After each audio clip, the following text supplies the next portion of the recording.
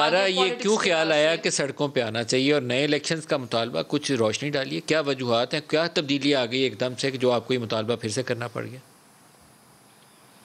देखिए, हुकूमत अपने चौथे साल में दाखिल हो चुकी है और महंगाई बेकाबू है।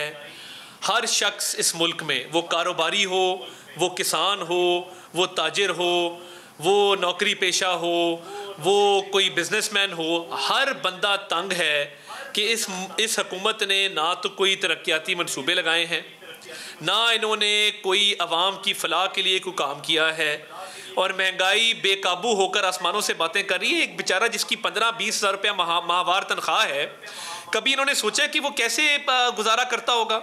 इधर मेरे लाहौर शहर में डेंगी इस तरह फैला हुआ है और डेंगी का सिर्फ एक शख्स जिम्मेदार है, उसका नाम है उस्मान बुज़दार। हम इधर SOPs बना के गए थे, हम यहाँ पे डेंगी पर अल्लाह ताला के फजल से काबू पा के गए थे। लोग मर रहे हैं, गली गली मोहल्ले मोहल्ले डेंगी पेशेंट्स हैं, मगर पूछने वाला कोई नहीं है। हुकूमत ख्वाबे खरगोश के मजे ले रही है। मेरी तो समझ से बाहर है कि इनका विजन क्या है, इनका एजेंडा क्या है। अभी जो कंटोनमेंट इलेक्शन में इनके साथ हुई है, उस पर जो इमरान खान साहब को इन्होंने रिपोर्ट पेश की, उसमें कहा जी बड़े शहरों में हमें मार पड़ी है क्योंकि महंगाई है। तो भाई महंगाई का जिम्मेदार कौन है? और इधर बहुत अफसोस के साथ मलिक साहब कहना पड़ता है, काबीना के वजीर कह रहे हैं अवाम चीनी कम खाए, काबीना के वजीर कह रहे हैं कि आप आटा कम इस्तेमाल करें, अगर 9% महंगाई है 9 दाने चीनी के कम कर लें। इनको शर्म तो पता नहीं आती है कि नहीं आती।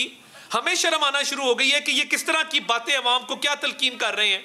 आपको मैं बताऊं, उस्मान बुज़दार का और इलेक्शन की क्यों बात की? आपको कहां से उम्मीद पैदा हुई कि आप में इतनी ताकत है कि आप कुछ कर सकते हैं? पिछली दफा जहां पर PDM का इख्तिताम हुआ था, आपसे पीपल्स पार्टी लैदा हो गई थी और आप लोगों ने बुनियादी तौर पर जान छुड़ाई थी कि नहीं अब और नहीं, हमसे धक्का दिया जाएगा, रुक जाओ।